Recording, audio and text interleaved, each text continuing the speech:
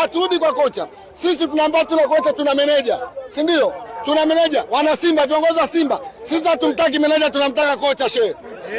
Ndio. Hatumtaki meneja, tunataka kocha. Haiwezekani kocha unapanga kikosi namba 9 au 3 hapo benchi. Tukio nyumbani. Tukiwa nyumbani. Hapa ni nyumbani. Inatakiwa tushambulie.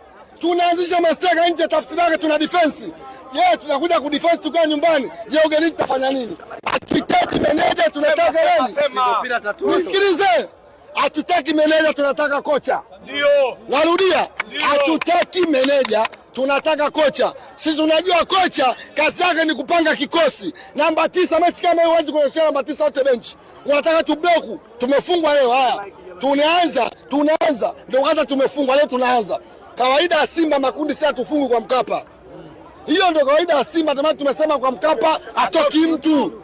Kwa nini tufungwe sisi? Tunafungwa, naonyesha kabisa timu inacheza chini ya kiwango. Wachezaji wanacheza chini ya kiwango. Kila siku sisi tunasifia. Timu Simba tuna quality ya wachezaji. Simba na kikosi bora, matokeo yake tutaongea nini? Ndugu zetu wameshinda huko kwao. Lakini mmekosa nafasi za wazi.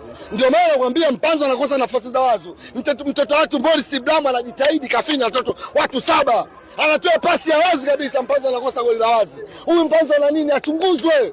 Iundwe tume, Mpanzo achunguzwe. Sio kitu cha kawaida. Sisi kazi yetu kusifia na kukosoa.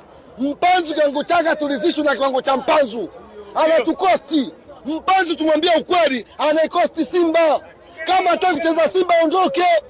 Kama hitaji Mpanzo kucheza Simba ondoke, anaikosti Simba. Simba inategemea wachezaji walitoa uwanjani, wanavunja nguvu zake. Huyu kocha Pentivu na yeye kama sio kocha, tumtafute kocha.